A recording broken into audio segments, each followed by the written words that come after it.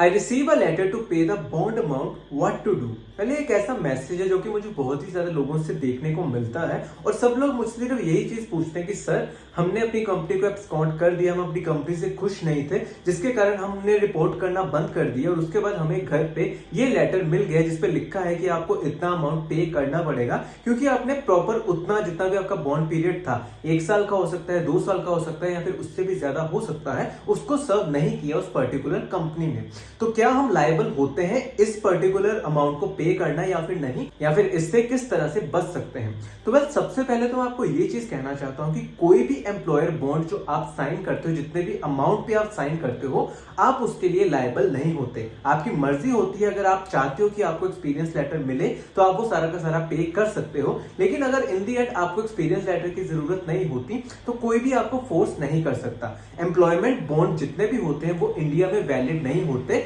यानी कि कोई भी आपको फोर्स नहीं कर सकता उस अमाउंट को पे करने के लिए। और सबसे पहले तो आपके पास अमाउंट होना भी चाहिए पे करने के लिए। अगर आपके पास अमाउंट ही नहीं है तो आप कहां से ही पे करोगे, तो ये भी चीज आपके दिमाग में होनी चाहिए। उसके अलावा as per the section 27 of Indian contract act 1972 ये सब चीजें वहां पर मेंशन की हैं कि कोई भी आपको फोर्स नहीं कर सकता कोई भी सर्विस करने के लिए। आपके पास ये प्रॉपर राइट होता है कि आप कब कौन सी जॉब करना चाहते हो, तो कोई भी आपको इसके लिए फोर्स नहीं करेगा। और उसके अलावा आपकी मर्जी होती है कि आप उस पर्टिकुलर कंपनी से कब निकलना चाहते हो, तो ये प्रॉपर्ली सिर्फ आप पर डिपेंड करता है कि आप उस अमाउंट को पे करना चाहते हो या नहीं, जस्ट कि आपको वो एक्सपीरियंस लेटर मिल जाए। अगर आपने वो बॉन्ड अमाउंट पे नहीं किया तो आपको एक्सपीरियंस लेटर कभी भी नहीं मिलता, क्योंकि आपकी क्लियरेंस नहीं हुई होती, जिसके कारण आपको फुल एंड फाइनल स्टेटमेंट नहीं मिलती और इन दी एंड आप बिना एक्सपीरियंस लेटर लिए ही वहां से चले जाते हो। लेकिन चलो एक टाइम के लिए मान भी लिया कि आपको कोई फोर्स नहीं कर सकता उस अमाउंट को पे करने के लिए, लेकिन इसमें कुछ कंडीशंस भी होती हैं। अब मान लो कि अगर आपकी कंपनी ने आप पर बहुत ही ज्यादा इन्वेस्टमेंट कर दी,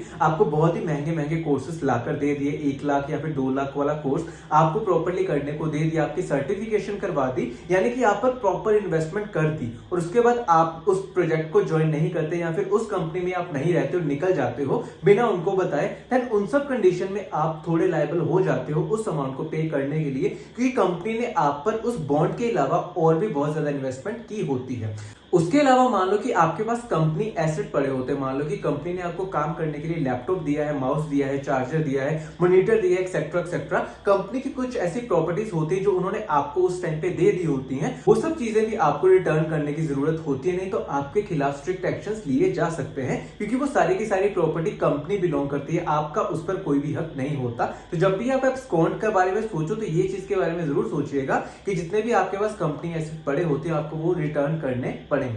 एंड इन दी एंड, जैसा कि मैंने आपको पहले ही बताया था कि कोई भी आपको फोर्स तो नहीं कर सकता उस पेनल्टी को पे करने के लिए, लेकिन हाँ आपको इन दी एंड एक्सपीरियंस लेटर भी नहीं मिलेगा। आप जिस भी कंपनी को एब्सकॉन्ड करके निकल रहे हो वो आपको बिल्कुल भी एक्सपीरियंस लेटर नहीं देने वाली, तो ये चीज आप दिमाग में जरूर रखिएगा। अगर आपके 1-2 महीने हैं तो आप ऐसा सोच सकते हो, लेकिन अगर आपका 1 साल, 2 साल, 3 साल हो चुका है, फिर थोड़ा आपको सोचने की जरूरत होती है, क्योंकि ये सारे के सारे साल आपके गैप में काउंट होंगे, तो उस टाइम पे आपको ये सब चीजें के बारे में सोचने की जरूरत होती है। तो आई होप कि ये वीडियो आपके लिए काफी ज्यादा हेल्पफुल साबित रही होगी। इसी के साथ अगर आपको मेरी वीडियोस या फिर मेरा काम अच्छा लगता हो तो मेरी वीडियोस को लाइक और शेयर करना बिल्कुल भी मत भूलिएगा। इसी के साथ आज के लिए बस इतना ही, फिर मिलते हैं अगले वीडियो में। धन्यवाद।